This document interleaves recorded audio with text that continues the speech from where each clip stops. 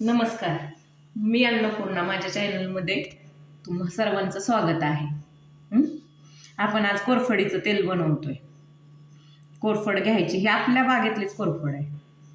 खूप कोरफड लावली. त्यात आपण काय करायचं, स्वच्छ पानं धुवून घ्यायची, साईड कापून घ्यायच्या, त्यात मेथीचे दाणे भरायचे, भरपूर मेथी भरायची आणि सगळं असं दोऱ्याने कशाने तरी बांधून ठेवायचं. आणि 2 दिवसानंतर त्याला खूप छान मोड येते. मग ती सगळं काढून घ्यायचा, गर लोखंडी कढई. बघा किती छान गर आला, मोड आला. काढून घेतला ना गर, आधी सगळा गर शिजून द्यायचं छान. अर्धा तासला चांगला शिजून घ्यायचा. त्यात खोबरेल तेल घालायचं. माझ्याकडं थोडंच होतं, 2 पाऊच घातलेत मी त्यात.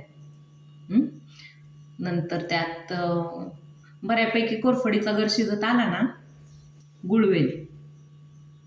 गुळवेल तर आपल्याला माहितीच आहे, गुळवेलाचं महत्त्व. कोरोनात आपण त्याचा अनुभव घेतलायच. नंतर टाकायचा कडुलिंबाचा पाला, त्यानंतर टाकायचा कढीपत्त्याचा पाला, त्यानंतर टाकायची कोथिंबीर, त्यानंतर तुळशी टाकायची. आणि ती छान शिजून द्यायची. त्यानंतर जास्वंदीची पानं, फुलं टाकायची.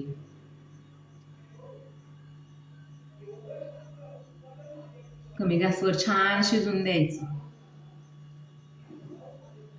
खूप वेळ जातो, जातो. कमी गॅसवर शिजून द्यायचं छान. नंतर टाकायच्या लवंगा. बघा कसं छान तेल सुटायला लागले आता. आणि एक रात्रभर तसंच त्या लोखंडी कढईत ठेवून द्यायचं. दुसऱ्या दिवशी वस्त्रगाळ करून घ्यायचं. मी हे तेल 3 महिने झालं वापरते.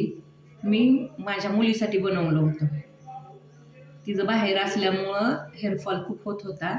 तिला म्हणलं मी छान आयुर्वेदिक तेल तुला बनवून देते. तिने तिला पण नेलं आणि तिच्या मैत्रिणींना पण नेलं. तुम्ही नक्की करून बघा. 3 महिन्यात आपल्याला लगेच समजतंय की खूप छान हेअरला खूप काळेपणा केसांना येतो, हेअरफॉल थांबतो, नाही का, चमक येते केसांना. नक्की बनवून बघा. आणि माझ्या चॅनलला लाईक, शेअर, सबस्क्राईब करायला विसरू नका. आणि चुकून तोंडातून कोथिंबीर गेलं तुळशीऐवजी, ती इग्नोर करा. नक्की एकदा करून बघा.